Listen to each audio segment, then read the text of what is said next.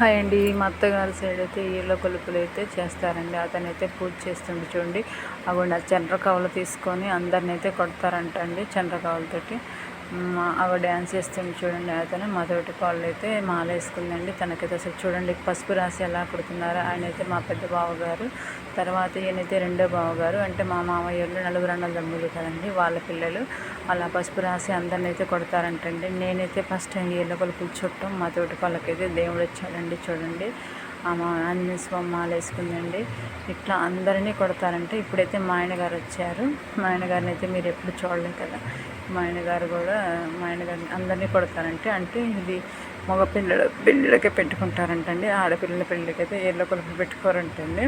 తనైతే డ్యాన్స్ దేవుడు వాళ్ళు నిండుకొని బాగా డ్యాన్స్ చేస్తుందండి. అతను చూడండి ఎలా కొడుతుండో. ఇంకైతే నెక్స్ట్ పిల్లల వంతు వచ్చేసిందండి. పిల్లలు నేనైతే మా మరిదే అండి.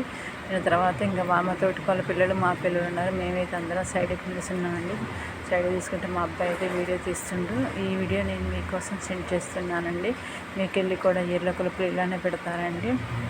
ఈ అబ్బాయి పిల్లేనండి, మా తోటి వాళ్ళ అబ్బాయి. ఈ అబ్బాయి అయితే మా మగపిల్లల వరకు పెట్టుకుంటారు కదా వాళ్ళ ఇంటి కూడా. ఇది అబ్బాయి పెళ్ళి కదా, అమ్మాయి పెళ్ళి కదా, పెట్టుకోండి అబ్బాయి పెళ్ళి కదా, అందుకని పెట్టుకుంటున్నారండి. నేను కూడా ఫస్ట్ టైమే చూడటం. ఈయన మా పెద్ద అబ్బాయి అండి. వాళ్ళైతే భయపడుతున్నారు ఎలా కొడతారని. బొమ్మ చాలా సౌండ్ వస్తుందండి.